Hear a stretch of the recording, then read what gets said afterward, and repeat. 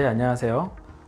이번 시간에는 이제 상하음 수술을 하고 났을 때 보통 환자분들이 상담하러 와서 물어보는 경우가 수술하고 나면 이 수술 그 효과가 평생 가냐 하고 물어보는 경우가 많아요. 아니면 몇 년 있다가 수술을 다시 해야 돼요? 라고 여쭤볼 때가 많으신데, 물론 이제 그분들은 이제 나이가 이제 40대이신 분부터 뭐 50대, 60대, 70대도 있으시죠. 굉장히 다양하게 있으신데, 뭐 수술 한 번으로 뭐 평생 그 효과가 계속 유지가 되면 좋겠지만, 사실은 이제 피부 처짐의 정도라든가 쌍꺼풀의 높이라든가 아니면 뭐 이마를 이렇게 번쩍 들고 보는 이제 그런 습관을 갖고 계신 분이라든가 여러 가지 상황에 따라서 수술이 좀 생각보다 빨리 되는 경우도 있고요.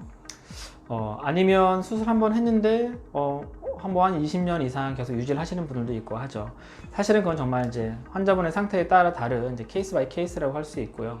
아까 말씀드린 것처럼 우리가 이제 생각을 하셔야 될 거는 쌍꺼풀 높이를 상안검 수술을 하고 나서 너무 작게 잡은 경우가 있어요.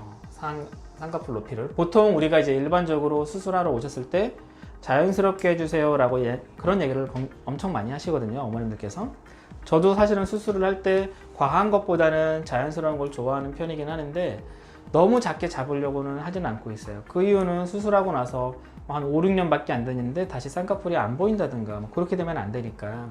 그래서 쌍꺼풀 높이가 너무 작게 되면 처진 게 바로 내려올 수가 있고요. 그리고 말씀드렸지만 수술 전에, 상안검 수술을 하시기 전에 눈썹을 이렇게 위로 치켜 뜨시는 분들이 계시다고 했었죠.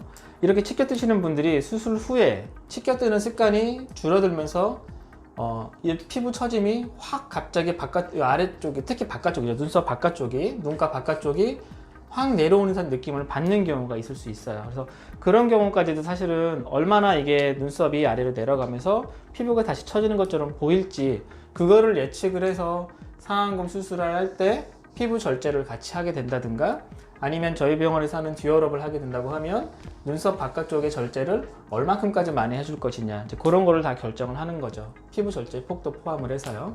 그래서 그런 여러 가지 이유가 있을 수 있을 것 같습니다.